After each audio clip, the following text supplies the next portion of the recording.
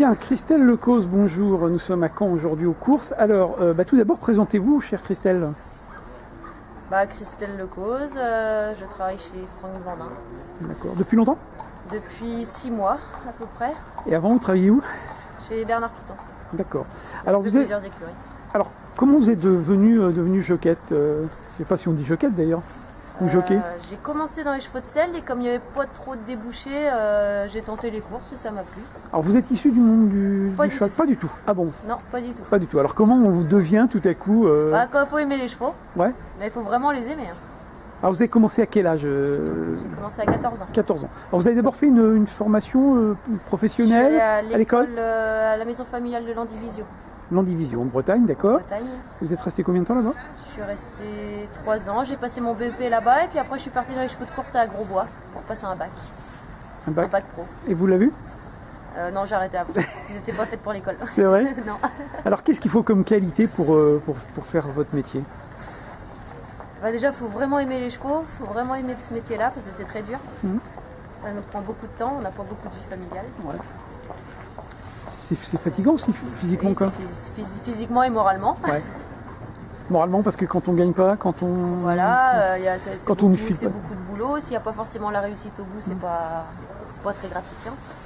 Après, quand tout va bien, c'est génial, hein. C'est le meilleur métier du monde. Hein. Alors vous êtes professionnel, vous? Non, je suis encore apprenti. D'accord. Alors vous avez combien de victoires pour l'instant? 43. 43. Ah, vous arrivez là bientôt. Bientôt. Alors on s'aperçoit que c'est des fois difficile de passer d'apprenti à professionnel, parce qu'on a quelques apprentis qui ont du mal à percer. Vous ne craignez pas justement d'être professionnel? Tous les apprentis craignent. Hein. Ouais. On perd notre décharge au poids. Voilà, donc, après, ils préfèrent appeler les top jockeys plutôt que d'appeler les apprentis qui passent professionnels. Hein. Alors j'imagine qu'en plus, quand on est une fille, ça doit encore être moins évident. Ça aide pas forcément. Oui. En plus, on est légèrement un peu plus légère. Donc après, pour monter à 67 kg, il faut remettre du plomb et il y a beaucoup d'entraîneurs qui n'aiment pas forcément ça. Est-ce que vous avez l'impression, depuis que vous débutez, quand même qu'on fait un peu plus confiance aux femmes ou pas? Ah oui. Ouais, quand même. Oui. Ouais, ça a beaucoup progressé. Beaucoup plus de filles. Ouais. Alors, qu'est-ce qu'il faudra encore améliorer pour qu'il y ait plus de filles? Parce que moi, je trouve qu'il n'y a pas suffisamment de filles, personnellement, dans les courses. Il y en a vraiment beaucoup. Il y en a beaucoup. Même dans les écuries à travailler, il y a beaucoup de salariés. Il y a beaucoup de salariés, mais est-ce qu'il y a beaucoup de pilotes? C'est quand même...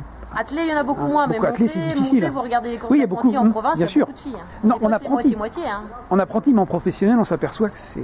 Mais après, passer professionnel, les femmes elles vieillissent, elles veulent avoir des enfants, Et est-ce que le fait que vous n'êtes pas issu du monde du cheval, c'est plus compliqué? Est-ce que quand vous êtes issu du monde du cheval, votre père ou votre frère va vous filer des chevaux? Ça aide un petit peu plus, mais bon, après, c'est au petit bonheur la chance. Hein. Ouais. Alors, là, vous comptez, j'imagine, encore faire monter un petit moment. Et ensuite, vous aimeriez vous tourner vers le métier d'entraîneur ou d'éleveur? Éventuellement. Plus entraîneur qu'éleveur, mais j'y suis pas encore. Ouais. Je prends comme ça vient, c'est déjà bien. Mais vous comptez pas, par exemple, un jour vous quitter, parce que je connais quelques jockeys qui ont arrêté aussi, parce qu'on leur faisait plus confiance non plus. Et vous voyez pas ça? Vous comptez rester dans ce métier-là? Oui, je pense, oui. Ouais. Oui. Après, on verra comment sera l'avenir, mais bon, pour l'instant, tout va bien. Alors, juste avant, oui, parce que c'est quoi la journée typique de quelqu'un qui travaille dans les chevaux? Le matin, c'est l'entraînement. Ouais. L'après-midi, c'est les courses. Et puis, si on n'est pas aux courses, faut faire tout ce qu'il y a à faire à l'écurie, les soins des chevaux, l'entretien, tout ce qu'il y a à faire. Très bien, je vous remercie Christelle, et bonne chance et bon courage.